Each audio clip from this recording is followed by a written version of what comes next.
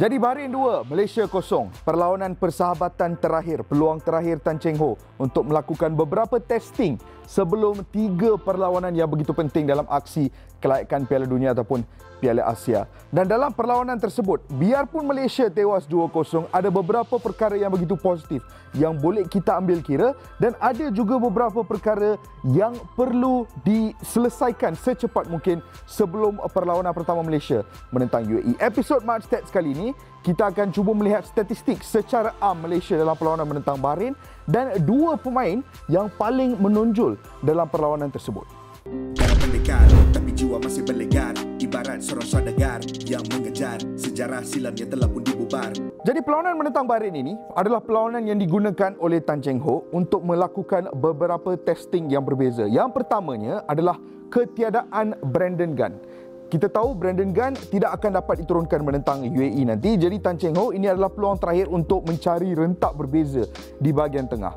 Satu lagi adalah perlawanan menentang Bahrain juga adalah perlawanan di mana Guillem de Paula tidak dapat diturunkan kerana statusnya sebagai pemain naturalisasi Malaysia hanya akan sah selepas 1 Jun.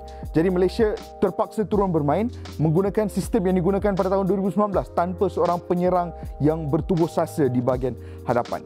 Dan yang paling penting adalah untuk skuad Harimau Melaya terus mencari rentak yang dimiliki mereka pada 2019. Tetapi selepas hampir 1 tahun lebih tidak beraksi, rentak yang tercari-cari. Itu yang dimaukan oleh Tan Cheng Ho dalam perlawanan tersebut. Secara amnya, biarpun tewas 2-0, ada beberapa perkara yang begitu positif yang boleh kita ambil. Kita lihat dari sudut pandangan general statistics. Biarpun Malaysia tewas 2-0, tetapi hakikatnya dari sudut pandangan possession, Malaysia lebih banyak mendominasi kawalan bola. 50%, 50.12% kawalan bola. Sedikit saja tinggi daripada Bahrain. Jadi menentang sebuah pasukan yang mempunyai reputasi yang bagus di Timur Tengah, tetapi Malaysia tetap mempunyai jumlah kawalan bola yang begitu boleh kita kata respectable. Dari sudut pandangan passes completed juga, Malaysia melengkapkan lebih banyak hantaran, 349 hantaran, dan mempunyai passing accuracy yang lebih tinggi iaitu 84.30%. Di mana Malaysia menjadi ataupun mempunyai masalah adalah dari sudut pandangan shots. Kerana biarpun Malaysia mendominasi tempo perlawanan ataupun kawalan bola dalam perlawanan tersebut, Malaysia hanya melakukan 6 rembatan tanpa di Paula di bahagian hadapan, hanya 6 rembatan saja. Berbeza dengan Bahrain yang biarpun hanya melakukan lebih kurang 315 passes saja, tetapi berjaya mencipta 15 rembatan dalam perlawanan tersebut dan sekaligus expected goals yang lebih tinggi 2.59 dan actual goals 2. Jadi itu yang boleh kita dapatkan dari statistik kasar di mana Malaysia struggle sikit nak cipta peluang tetapi secara am mengawal tempo perlawanan dan melakukan lebih banyak hantaran yang selesa. Perkara yang kita cukup kenali dalam sistem Tan Cheng Ho. Tetapi apa yang lebih menarik tentang persembahan Malaysia dalam perlawanan tersebut adalah jika kita lihat sedikit mendalam, kita boleh nampak dari sudut pandangan pressing. PPDA, Malaysia melakukan pressing yang lebih berintensiti tinggi dalam perlawanan tersebut. Salah satu lagi ciri-ciri yang boleh kita tahu dalam sistem taktikal yang dimahukan oleh Tan Cheng Ho, menekan dengan agresif. Dalam perlawanan ini, secara purata Malaysia hanya membenarkan pasukan lawan untuk melakukan 10 hantaran sebelum Malaysia akan mendapatkan semula bola melalui interception ataupun recovery. Manakala untuk long passes juga kita boleh nampak ini juga salah satu ciri-ciri Malaysia di bawah Tan Cheng Ho di mana Malaysia hanya 11% daripada jumlah hantaran yang dilakukan oleh Malaysia secara keseluruhan adalah long pass. Yang lain semua adalah short passes. Manakala untuk Bahrain pula 15% daripada jumlah hantaran mereka adalah long passes. Dan berbalik kepada intensiti tinggi Malaysia dari sudut pandangan pressing, ini juga membantu Malaysia dari sudut pandangan melakukan interceptions. Kerana apabila menekan dengan agresif, hasilnya Malaysia lebih kerap dan lebih banyak melakukan interceptions di atas padang. 46 interceptions, berbeza dengan Bahrain yang hanya melakukan 29. Jadi secara am, biarpun tewas 2-0, kita boleh nampak Malaysia beraksi dengan begitu tenang dari sudut pandangan melakukan hantaran. Malaysia juga beraksi dengan begitu berintensiti tinggi dari sudut pandangan melakukan interceptions, ball recoveries dan meletakkan tekanan terhadap pasukan lawan. Hanya 2 kesilapan individu yang memaksa Malaysia concede 2 gol yang mungkin tidak patut Malaysia concede pada hujung harinya. Apabila menyentuh tentang prestasi Malaysia menentang Bahrain tempoh hari, sudah tentu fokus utama terhadap individu yang bernama Liridon Krasniqi. Seorang individu itu, ia bukan asing lagi untuk peminat bola sepak Malaysia kerana antara pemain import yang paling menunjukkan kualiti sepanjang 5 atau 7 tahun lepas, terutamanya di bawah Tan Cheng Ho dalam pasukan Kedah 2017 tu. Liridon kali ini diturunkan menentang Bahrain dan buat kali pertama peminat Harimau Melaya dapat melihat Liridon beraksi menyarung jersey Malaysia juga. Dan secara peribadi, biarpun Liridon adalah seorang pemain yang mempunyai banyak tekanan di atas bahunya sebagai seorang pemain naturalisasi, menentang Bahrain tempoh hari, Liridon adalah antara pemain Malaysia yang paling menarik perhatian sebenarnya di atas padang. Untuk memahami apa yang Liridon lakukan di atas padang, kita perlu terlebih dahulu memahami peranannya dalam sistem Tan Cheng Ho. Ramai yang mungkin melihat Liridon, kebolehan Liridon dan mungkin menyangkakan bahawa dia akan digunakan sebagai pemain nombor 10. Hakikatnya, dia bukanlah pemain nombor 10. Di Kedah juga Liridon bukan pemain yang nombor 10, mungkin lebih bercorak ofensif tetapi bukan pemain nombor 10, dan menentang Bahrain juga tempoh hari tidak digunakan dalam posisi nombor 10. Liridon adalah seorang pemain box to box yang mempunyai tugas dalam membantu Malaysia mengawal tempo perlawanan. Kita lihat statistik kasar Liridon dalam perlawanan tersebut, 54 passes completed. Tidak ada pemain Malaysia lain yang melakukan lebih banyak hantaran berbanding Liridon dalam perlawanan tersebut dengan passing accuracy, ketepatan hantaran sebanyak 87%. Dribbles attempted 9. Ini adalah antara perkara yang positif tentang Liridon kerana dia cukup elit dalam menggerakkan bola dari bawah ke atas menggunakan gelecekan. Dan apa juga yang menarik tentang Liridon adalah dari sudut pandangan defensif. Dengan kebolehannya dari sudut pandangan fizikal, Liridon antara pemain paling aktif dalam melakukan ball recoveries, 6 ball recoveries di bahagian tengah, 5 interceptions, dan juga dalam pergelutan bersama pemain lawan, 7 daripadanya Liridon menang dan mendapatkan semula kawalan bola. Itu adalah impak Liridon dari sudut pandangan kasar. Tetapi apa yang lebih menarik adalah kita sentuh tadi, Liridon melakukan 54 hantaran. Pemain paling banyak yang melakukan hantaran untuk Malaysia. Dan dia banyak terlibat dalam proses Malaysia untuk mengawal tempo perlawanan. Kalau kita lihat 5 top combinations Malaysia dalam perlawanan menentang Bahrain tempoh hari, 3 combo terbaik melibatkan Liridon Krasniqi.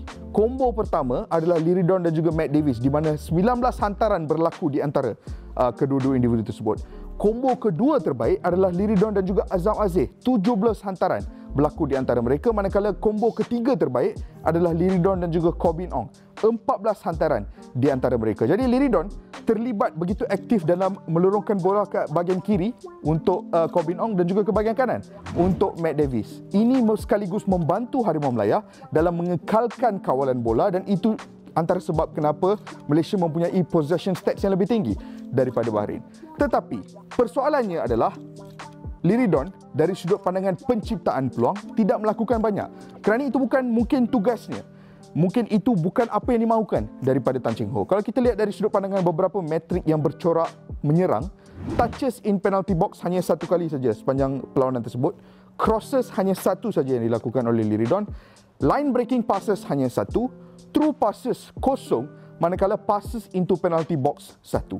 Apa yang boleh kita rumuskan di sini adalah Liridon Krasniqi mungkin bukan seorang pemain yang boleh beraksi dalam posisi nombor 10.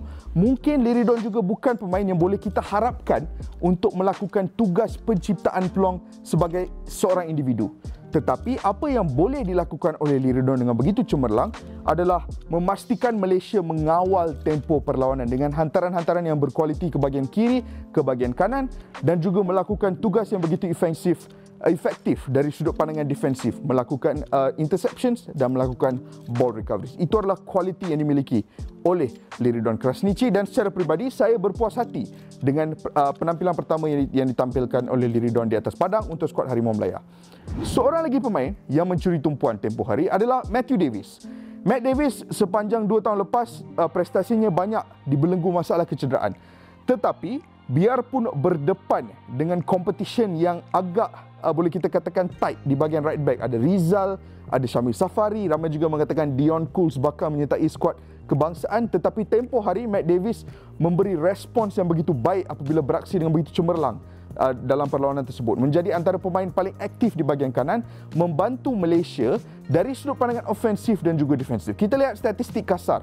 Passes completed 39. Pemain kedua paling aktif dalam melakukan hantaran dalam perlawanan tersebut selepas Liridon Krasniqi. Accuracy 78%, crosses 4, progressive runs 3, dan yang paling penting saya nak tunjukkan di sini adalah ball recoveries 10.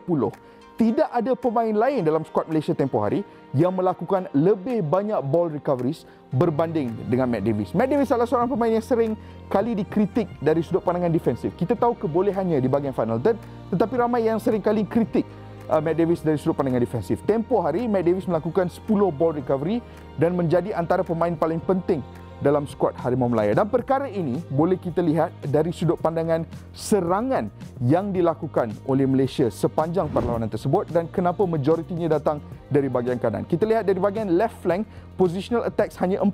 Dari bahagian tengah, hanya 4. Dari bahagian kanan, 7 positional attacks. Dan kalau kita lihat dari sudut pandangan kualiti serangan yang berjaya dicipta, di bahagian kanan menghasilkan expected goal sebanyak 0.27. Maknanya serangan di bahagian tengah dan juga di bahagian kiri tidak begitu berbahaya. Itu sebab expected goalsnya hanya 0.01. Serangan yang tidak menghasilkan peluang yang bahaya. Tetapi serangan di bahagian kanan yang kebanyakannya melibatkan gandengan di antara Matt Davis dan juga seorang pemain yang beraksi di bahagian sayap kanan mencipta expected goal sebanyak 0.27 dan menjadi antara sumber paling penting Malaysia dalam meletakkan tekanan terhadap pertahanan Bahrain dalam perlawanan tempoh hari. Jadi itu adalah dua pemain yang mencuri tumpuan. Banyak lagi yang boleh kita perkatakan tentang Syamir Kuti yang menunjukkan aksi yang baik, aksi yang positif. Boleh kita juga perkatakan tentang Irfan Zakaria yang biarpun melakukan kesilapan tetapi ada juga menunjukkan momen-momen yang positif. Hakikatnya, Tan Cheng Ho kini perlu membuat beberapa keputusan. Satu, siapa yang bakal digandingkan bersama Aidil Zafwan di bahagian tengah sebagai central defensive partnership untuk perlawanan UAE. Kedua, siapa yang bakal mengisi kekosongan Brandon Gunn? Melihat kepada prestasi Liridon, apakah Liridon kini menjadi pemain utama dalam posisi tersebut?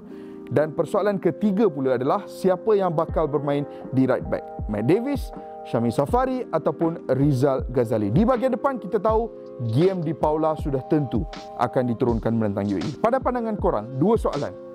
Apa pandangan korang tentang prestasi Liridon? Dan juga apa komen korang ataupun apa prediction korang untuk perlawanan Malaysia menentang UAE nanti?